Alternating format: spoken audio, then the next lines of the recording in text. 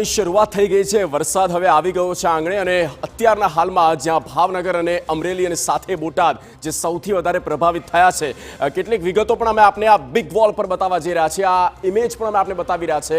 આ સ્કાયમેટની official image છે, જેમાં અત્યારની જે કરંટ સિચ્યુએશન છે તે તેમાં बतावવામાં આવી છે। આ જુઓ, જે રેઝ બ્લુ રેઝ बतावવામાં આવ્યા છે, જે માર્કિંગ છે એ છે તેનો ચોમાસાની ગતિ। અને ચોમાસાની ગતિ જે છે તે અત્યારે હાલમાં ગુજરાતના ખાસ તો જે દક્ષિણ સૌરાષ્ટ્રનો ભાગ છે અને દક્ષિણ ગુજરાતનો જે ભાગ છે તેને કવર કરી રહી છે। એટલે કે અડધું ગુજરાત અત્યારે હાલ તો આમાં આવી ચૂક્યું છે અને આવનારા 1 કે 2 દિવસમાં તે પૂરેપૂરું જે છે તે ઉત્તર ગુજરાત સુધી તેને કવર કરી લેશે। પણ આ પ્રકારની રફતાર જે છે તે અત્યારે ચોમાસાએ બરાબરની પકડી છે અને ગુજરાતમાં હવે જ્યારે ચોમાસાની એન્ટ્રી થઈ ચૂકી છે, વડોદરા સુધી આ ચોમાસું આવી ગયું છે। મધ્ય ગુજરાતમાં વડોદરા છે, અમદાવાદ, ત્યાં સુધી અત્યારે વરસાદ છે અને કચ્છનો જે ભાગ છે અને સાથે ઉત્તર ગુજરાતનો જે વિસ્તાર છે ત્યાં હજી વરસાદ આવવાની વેળા છે, તેનો સમય હજી બાકી છે।